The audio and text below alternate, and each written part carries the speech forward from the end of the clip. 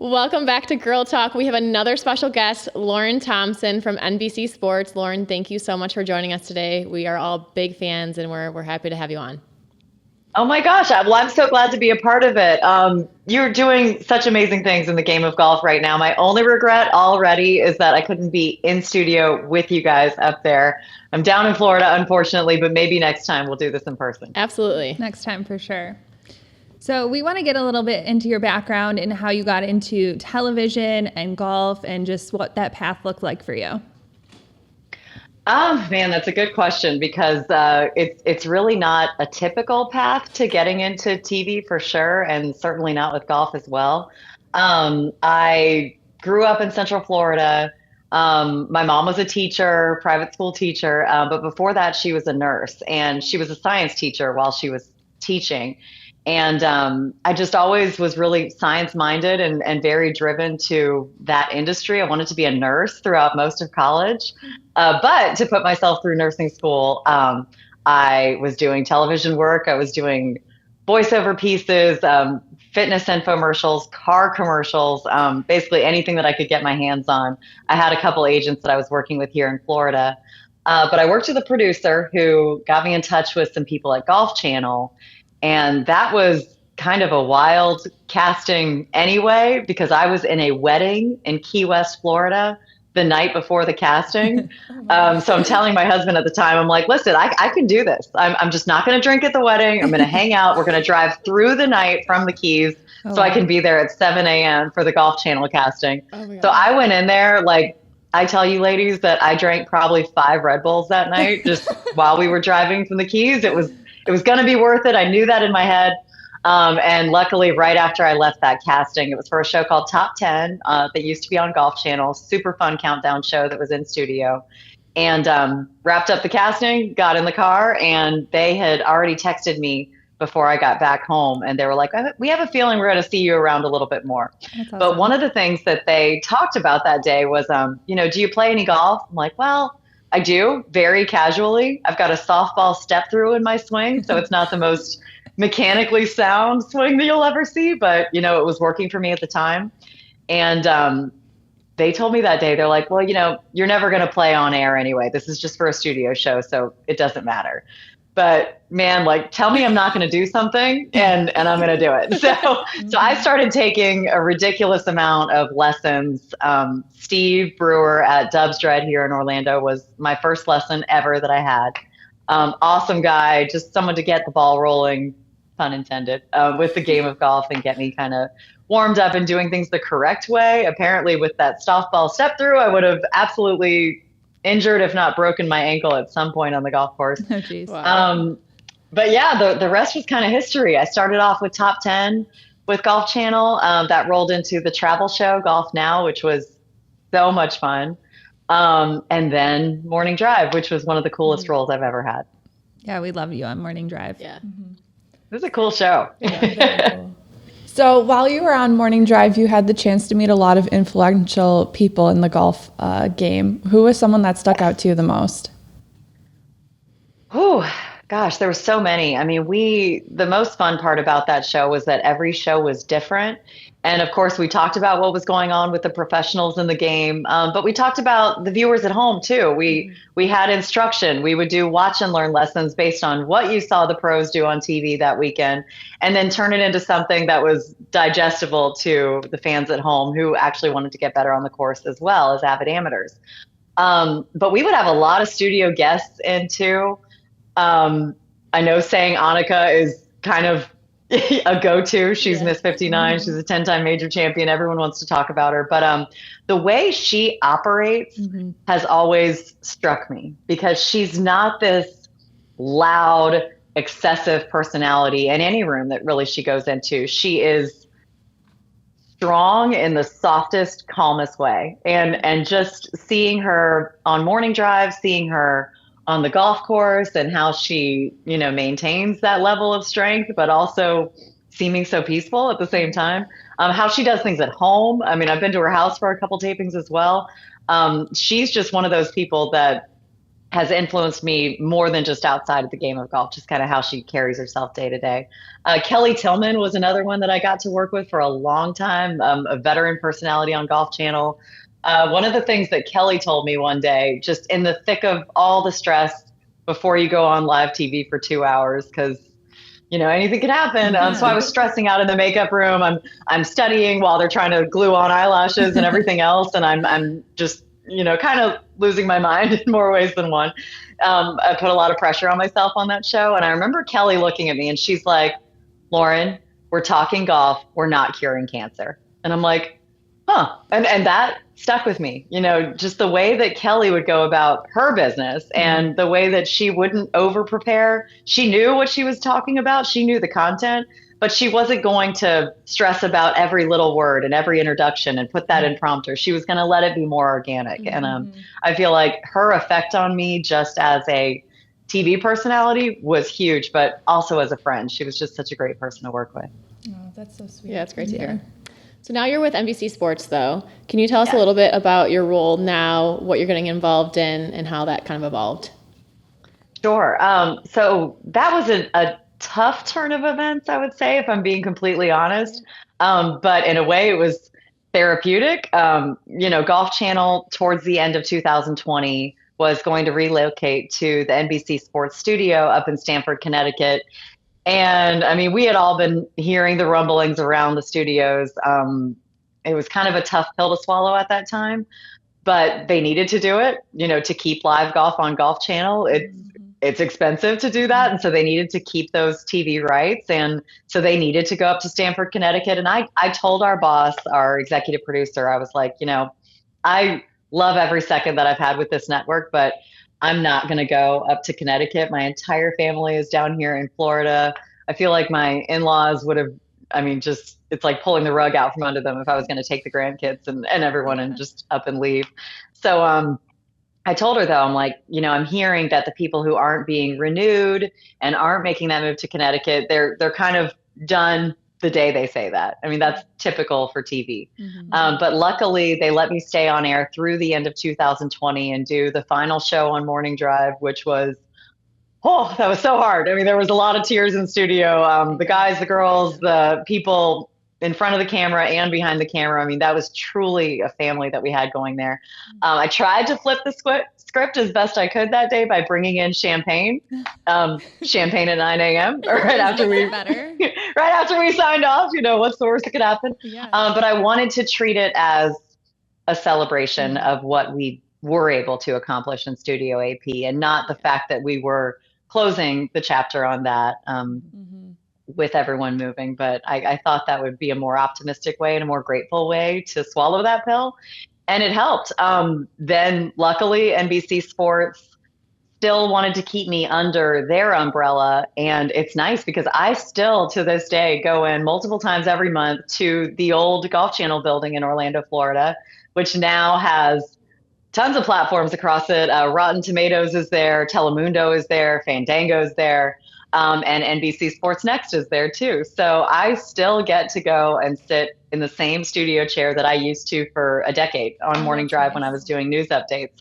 So it was like weirdly therapeutic that I still got to do that. And I was able to tell Cara Banks and Anna Whiteley and Paige McKenzie's still one of my best girlfriends. She lives in Arizona, but to be able to show them what was going on in their old house and the old Golf Channel studios was kind of fun to still take them behind the scenes.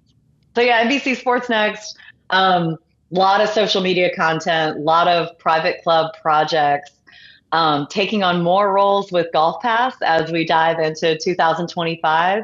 I wish I could tell you all the cool things that are coming up. I just had a really awesome phone call with Kevin Schultz and Justin Tupper, two of the lead guys who head up the content on Golf Pass, but also with NBC Sports Next as well. So 2025 is going to be so excited, and I just can't wait to dive in. I can't tell you about those projects yet, but I will keep you in the loop as the year progresses. I promise. We'll keep an eye on it. Yeah, we'll be watching. Thank you. Awesome. Good to hear. So recently you were at the Annika and you were able to cover the content there. Obviously, the big headline was Caitlyn Clark. And so can you tell us a little bit about meeting with her and just being in the same room as her and Nelly, and just what what the vibes were. Oh my gosh. Well, we got to kick off that week with a women's leadership summit. And Gainbridge, the title sponsor of the Annika, put on this event as well. And oh my gosh, I mean, I knew that Annika was going to be a part of that. Also, Kathy Ireland, if you ladies remember her, like icon for Sports Illustrated swimsuit edition. She was on, I'm pretty sure, like 13 straight editions and 3 covers and everything else. But Kathy Ireland was our keynote speaker.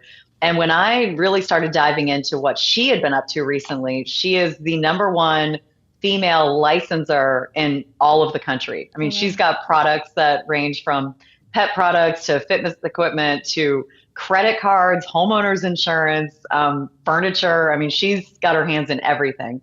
And so from a leadership standpoint and what she was able to, really address with the room about changing careers and taking on different challenges and saying yes when sometimes you want to say no because you're a little scared to take on something, but saying yes to things that scare you is the coolest step you can take, when it comes to leadership positions.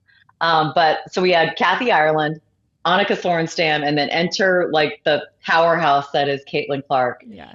And just to be in the green room with her, watching her get her makeup done and talking about how she wanted her hair parted and the whole like middle part versus, Gen Z and what we all are supposed to do with our hair, right? Like silly topics. Yeah. But also, as a 22-year-old, you forget how young she is and the kind of power that she already has in her role as this record-setting rookie in the WNBA and the eyes that she's bringing to their sport, but also the goals that she set when she was like in 2nd grade, saying she wanted to play on the biggest platform in women's basketball and checking that box and being able to do it. Just the stuff that she's into when she's not on the basketball courts and not on the golf course too. I mean, it's just interesting to hear about her hobbies. She loves to cook. She has a fear of cats. That had the entire room laughing when we just did this rapid fire questioning. But also to hear Caitlyn Clark and Annika talk about seeing young girls out at golf events and out at WNBA games and being able to see that light in their eyes and what they can accomplish and how inspired they are by what Annika has done in the game of golf and continues to do, and what Caitlyn is just scratching the surface and doing. It's amazing. She got out there on the golf course. I think everyone heard about her first tee shot, which she was very nervous about. She told us the day before that Wednesday Pro-Am that she just didn't want to hit anyone with a golf ball. And I felt bad about even addressing that because then it, in a couple ways, she didn't hurt anyone. But that first tee shot was tough. And then she immediately reloaded, re-teed up the ball, and then looked awesome out on the golf course for the majority of the day. But, she's one of us. She's taken on the game of golf. It's a hard game. I don't think we're breaking any news when we say that. Right. And then she goes to play in the RSM Classic Pro-Am. She had already played in the John Deere Classic Pro-Am. It's just neat to see multi-sport athletes take on the game of golf because it's, so different than so many sports that come naturally to athletic people.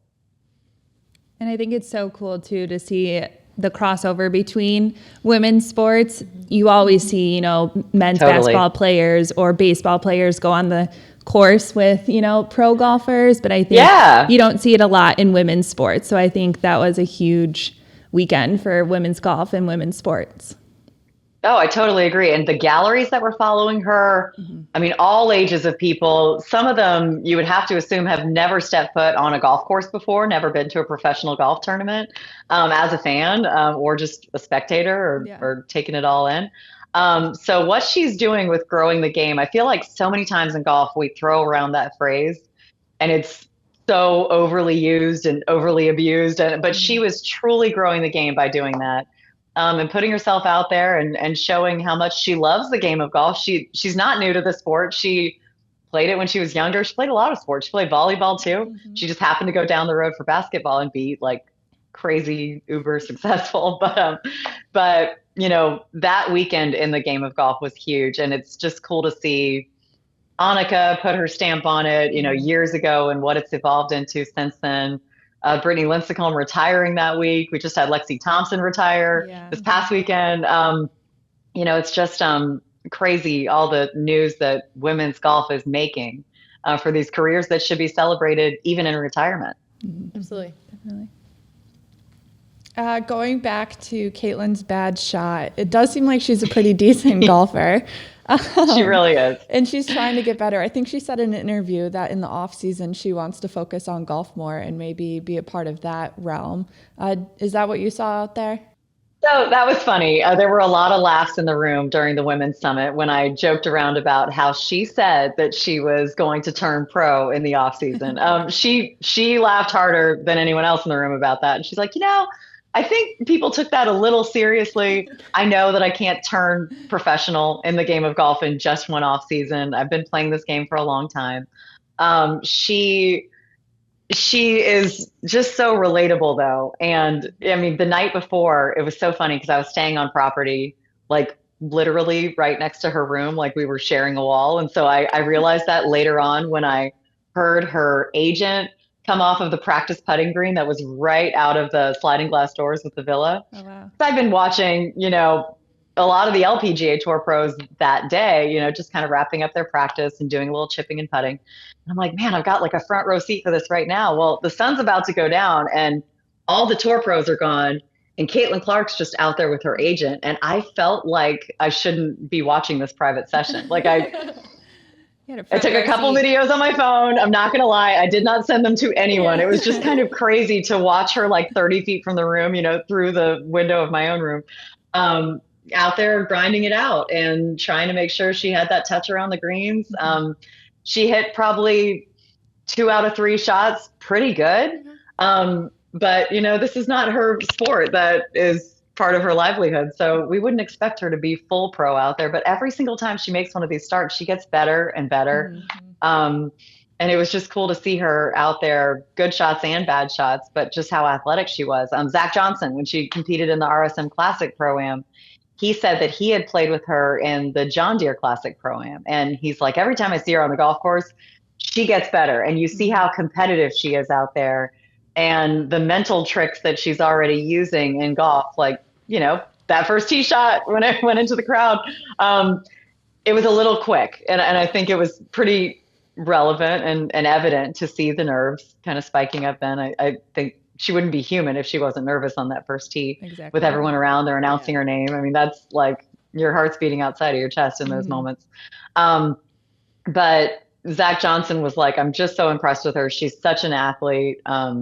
She wants to get better. She's picking your brain the whole time out there. She recovers from bad shots so well that, if this is the start at 22 and she keeps blessing the golf community with these Pro-Am starts where we can check her out, oh my gosh, sky's the limit. Like I swear in a few years, she could potentially do the unthinkable and turn pro if she really wanted to. She's not going to, but never say never with Caitlyn Clark, I guess. Right. So we have seen like a big influx in women's basketball in the recent months. Yeah. Do you think that we can do the same with golf, and what would it take to see the influx for ladies in golf? I mean, I think we've seen a lot of an influx in golf overall. I mean, we always talk about 2020 and how many people picked up the game for the first time. Professional golf and ratings, I think, have been huge. I mean, we've got Nelly Korda, who has truly stepped into a leadership position with driving the numbers with viewers in golf. I mean, she's all over the place. We were just talking about Sports Illustrated. She's going to be in that upcoming edition. And, that's a brave move. It's a cool move to see how comfortable she is in her own skin and how much she wants to grow the game too. I think that we've done a lot with women's golf, but there's always room to grow those numbers. And I don't know if there's a perfect solution for that. I think increasing TV airtime is huge. We need to do that. We need the men supporting the women and vice versa, cheering them on and talking about highlights out on the golf course and chiming in on social media. If they're watching a certain event, then they tell their friends and their followers that they're watching. I think it's a big kind of all-encompassing move that we need to do to truly grow the viewers in the game of golf. Definitely. And we've obviously seen it firsthand here in the storefront, and with our range, we've seen a lot more female golfers come out. But we're always curious, like what the golf companies can do to keep that momentum going for women specifically. Well, I know that all three of you ladies know that women's apparel in the game of golf has also made some really good strides recently. I mean, you go to yeah, right. Like you can go to any given pro shop, and if there is even like a women's corner, it's usually very small, very picked through, not a lot of sizes. I mean, that tells any female that walks through the door and maybe wants to look at some things, pick up a shirt, whatever. Oh, the women's stuff is over there. Meanwhile, you've got this array and this assortment for all the things for the men, all the sizes, storage in the bag too, if they don't happen to have your size. So we need to treat it seriously and give women some good options in the pro shop, out on the golf course. Ladies' days are great for courses as well. I think organizations like that encourage women who are not maybe super familiar to the game of golf. Maybe they're intimidated to pull up to a clubhouse and book a tee time. Who wouldn't in the start of, their journey in playing the game of golf? Just getting more women to invite other women out there on the golf course, I think is huge. I just moved to Melbourne Beach, which is about an hour and 15 minutes. Sorry, I hope my microphone didn't just go out. Having an issue with my earbud here. But, going out there, meeting other women who I didn't know, a lot of females in this area too. And I just made a friend, this girl named Sally. She's 60 years old. She plays out at a course called Aquarina that I'm close to. And she's now like my favorite golf buddy. She invites me for 7 a.m. tee times all the time because she knows I'm up at that hour. And if I'm going to go play some golf, that's kind of the time that mom needs to do it. That's when my husband takes the kids to school. Awesome. And I'm out there on the golf course and shooting a little content, but also just having fun with another female out on the golf course. You can't beat it. Well, Lauren, before we go, we like to play a little game with all of our guests. So today we're going to play What's Your Favorite? Okay, I like this already. So I like to call myself the snack queen when I'm out on the golf course, and I always have to have snacks. So what is your favorite on-course snack that you need to put in your bag when you're playing, or just, to have a little break out there?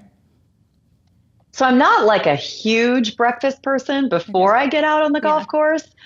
Usually it's just like a huge cup of coffee and maybe honestly, it's just an array of kids' snacks around our house. So it's like, blueberry little bites. So like those little muffins, and there's never enough in the container for those. Different crackers. I don't know, but a hot dog at the turn is classic. And like just something warm. It feels like a reward, A beer is not the worst thing ever to wash it down with. I'm pretty typical with this stuff. Nothing too crazy healthy out on the golf course. I want something that's going to fuel me a little bit. Something that's kind of fun, helps you enjoy the day. And then usually I get like a huge meal afterwards. Go to a restaurant, if the clubhouse has a restaurant, I'll go in there and get a sandwich or something. But hot dog at the turn, I don't think anything beats that. No, definitely not. What's your favorite off-course apparel brand to wear? Off-course apparel brand. Okay, so no golf brands, right? Yeah. That's what we're talking about? Oh my gosh. Oh, okay. So, man, that's a really good question. I wear a lot of PXG stuff out on the golf course just because I like their gear. But when I'm not on the golf course, usually it's like super comfy stuff like this and sweatpants and Uggs and, just comfort stuff around the house. Wow. I know. Listen, we've had a little cool front, so we had to turn on the heat the other night, which is so weird to do in the Sunshine State. But Vuori, a lot of people wear it as athleisure stuff. I've got their sweatpants on now. I'm pretty sure the sweater is theirs too. But yeah, I don't know. Just comfy, cozy things mainly. What's your favorite golf course that you've played?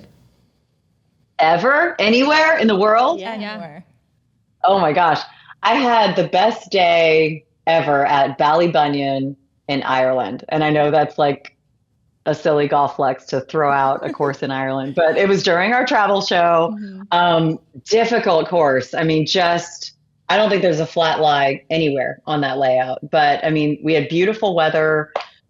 We ran into these formerly professional rugby players that were out there. They were ridiculous. They were chugging Guinnesses. They were so much fun. We ended up joining. They were having a great time out on the course. They were insane. And I just don't know if I could beat that particular day out there. I've never been to St. Andrews in person, which is terrible. Someone that worked with Golf Channel for 15 years, I feel like should say they've been there, but I was always in studio reporting. And I've also never been to Augusta National. in Wow. person. So I know. can't So, believe and that. I know. So I was always in Studio AP. We always had other people out there during Masters Week. So I kept telling myself, if there's ever a time when I'm not covering the Masters tournament, I would love to go out to Augusta National and potentially one day play the course. So fingers crossed. Yeah. Meg and I had the privilege of going a couple years ago to the Masters.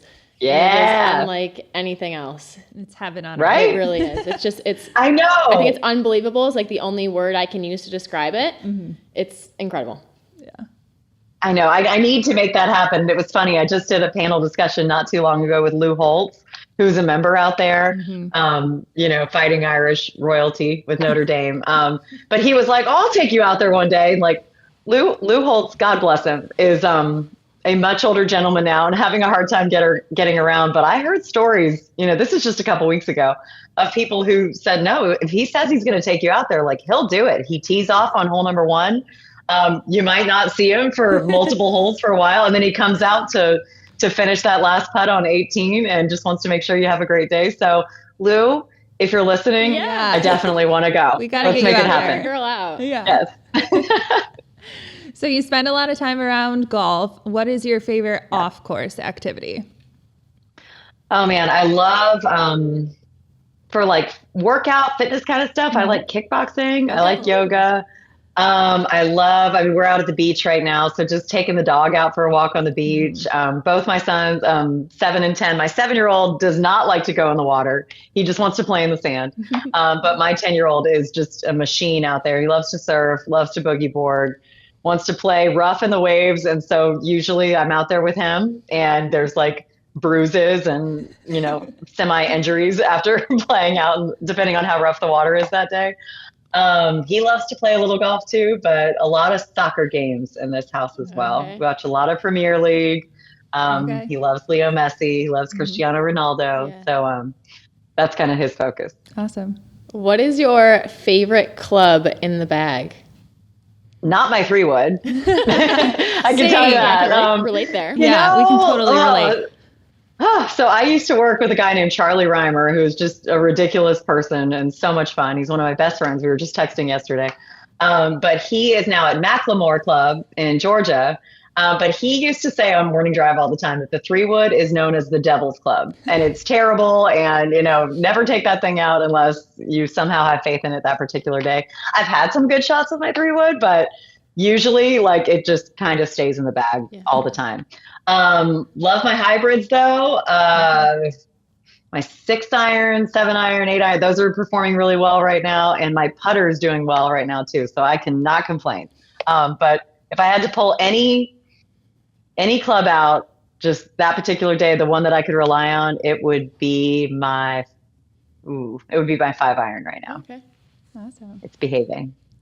Fingers crossed. Yeah. Well, Lauren, it was so great to have you. Thank you so much for coming on this episode of Girl Talk. We will obviously catch you on NBC Sports, and just thanks so much. Thanks for having me, ladies. That was a blast. Yeah.